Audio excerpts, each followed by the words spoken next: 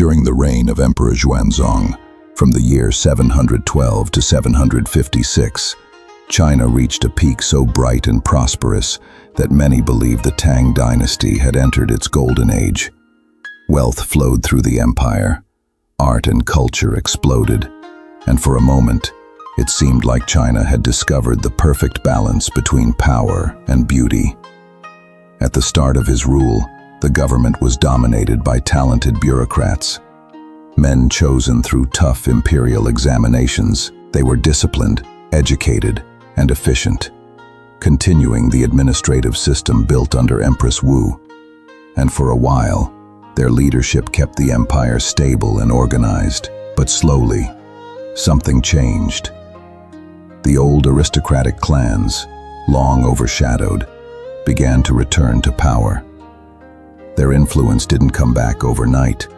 It crept in gradually, and Xuanzong, needing experts to rebuild the empire's financial system, allowed them into the heart of the government. Around 720, these aristocratic specialists launched a series of major financial reforms.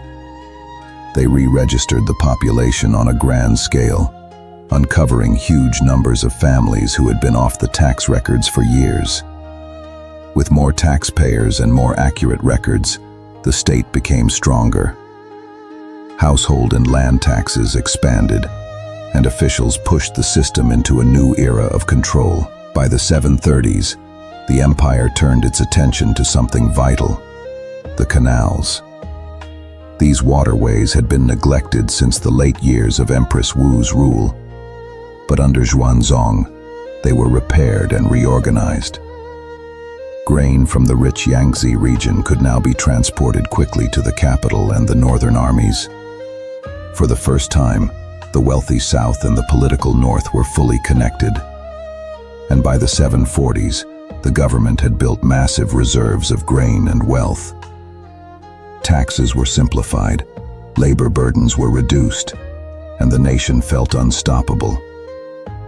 But deep in the structure of government, a shift was happening that no amount of prosperity could hide. Many of these reforms were controlled by special commissions, offices with extraordinary powers. They could hire their own staff, bypass the normal ministries, and report directly to the emperor. Most were led by censors, and soon, these commissions became strongholds of aristocratic authority. The balance of power was changing. By 736, the aristocrats weren't just influential, they were dominant. And at the center of their power stood a single man, Li Linfu. As chief minister, he became almost a dictator. Xuanzong, growing older and more withdrawn, spent his days studying Taoism and enjoying palace life, leaving Li Linfu to run the empire. For years, he controlled appointments, decisions, and access to the throne. Nothing happened without his approval. Then came a turning point. In 745, Xuanzong fell deeply in love with a new favorite, Yang Guifei. Her presence reshaped the palace almost overnight, and with her came her ambitious relative, Yang Guozhong. Thanks to her influence, he rose rapidly, challenging Li Linfu for power. By 751 and 752, Yang Guozhong had become one of the most powerful men in the empire.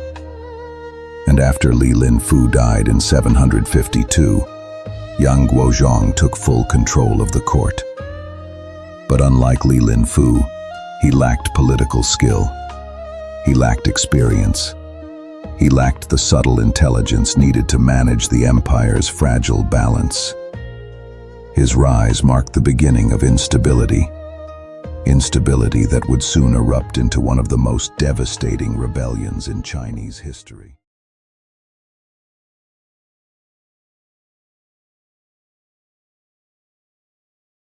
One of the most defining changes during Xuanzong's reign was something few in the capital truly understood at the time: the rise of the military commanders. Long before Xuanzong took the throne, China's old militia system had begun to fail. It simply couldn't protect the vast frontiers of the Tang Empire. So during Gaozong's rule, the government replaced it with permanent armies stationed in strategic frontier regions. These forces were made of long-service veterans, many of them non-Chinese cavalrymen, settled in military colonies along the borders. These troops could handle small skirmishes, but when a major campaign broke out, the state still had to build an expeditionary army from scratch and send reinforcements from the capital. It was slow, clumsy, and completely unfit for dealing with the fast-moving nomadic horsemen who lived on China's northern edges. At the start of Xuanzong's reign, the Turks once again threatened to rise as a major power in Central Asia. Their Khan, Kapgan, known to the Chinese as Mochuo, had already invaded Hebei after the Khitan attacks under Empress Wu and had struck at the northwest before her death. By 711, Kapgan controlled the steppe all the way from the Chinese frontier to Transoxiana. It looked like a new, unified Turkish empire was forming, but in 716, Kapgan was murdered, and his fragile empire collapsed overnight. His successor, Bilge, attempted peace in 718, but Xuanzong saw an opportunity. Instead of negotiating, he tried to break Turkish power entirely by forging an alliance with the Basmul Turks and the Khitan of Manchuria. The plan failed. Bilge crushed the Basmul and attacked Gansu in 720 before peace was finally restored in 721 and 722. When Bilge died in 734, Turkish unity crumbled for good. A struggle erupted among their subject tribes, and from the chaos emerged the Uyghurs. By 744, they had formed a powerful new empire, one that would dominate China's northern frontier until 840. But unlike the Turks, the Uyghurs chose cooperation. Time and again, they offered help to the Tang, help that often came with harsh demands, but help that nonetheless saved the dynasty from disaster. The Tibetans, however, were a different story. They were the most dangerous enemy Xuanzong faced. From as early as 714, they launched annual invasions into the northwest between 727 and 729. The Tang mounted major counterattacks, and in 730, an uneasy settlement was reached. But the peace didn't last. Fighting reignited in the 730s, and the Tibetans shifted their attention toward the Tang territories in the Tarim Basin. Clashes continued along the Gansu border deep into Xuanzong's later years. Then, from 752 onward, the Tibetans found a new partner, Nanzhao, a rising state in Yunnan. Together, they became a constant threat stretching across the entire western frontier. Faced with enemies on nearly every side, Xuanzong responded by reorganizing the northern and northwestern borders.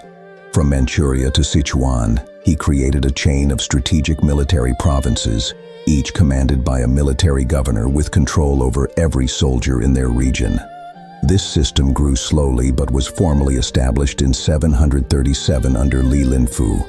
By then, the frontier forces had grown immense, nearly 200,000 troops in the northwest and central Asia, over 100,000 in the northeast, and well over 500,000 in total.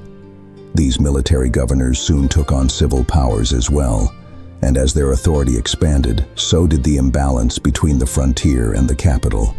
In the 740s, a new commander appeared, a non-Chinese general of Sogdian and Turkish descent named An Lushan. He first became governor of one northeastern command, then two, then all three. Under him stood 160,000 troops. His rise was supported by Li Linfu, the same minister who dominated the court in Xuanzong's later years. But when Li Linfu died, An Lushan became the rival of Yang Guozhong, the new power at court. As Yang tightened his grip over the administration, An Lushan strengthened his armies in the northeast. The collision that followed nearly wiped the dynasty from existence. By the 700s and 50s, Tang fortunes were collapsing everywhere. In the far west, the empire's overstretched armies suffered a crushing defeat to Arab forces in 751 at the Battle of the Talas River. In the southwest, a campaign against the fast-growing Nanzhao state ended with the near-total destruction of an army of 50,000 men. In the northeast, The Chinese lost their control over the Manchuria-Korea border with the rise of the new state of Parhe. The Khitan and Shi tribes continued to pressure the frontier, and in the northwest, the Tibetans could only be held back by maintaining enormous and costly garrisons year after year. By this time, the Tang military structure was designed strictly for frontier defense. There was no powerful central army loyal to the emperor alone. Instead, the real strength of the dynasty rested in the hands of the frontier commanders, men with personal armies, personal ambitions, and their own power bases. As Xuanzong's reign drew to a close, the state had become dangerously unstable. The central government relied too heavily on a small group of men operating outside traditional institutions, and with so much military power concentrated in their hands, the emperor could field only a token force of his own. All it would take was one ambitious general on the frontier to plunge the empire into chaos, and that general was already waiting.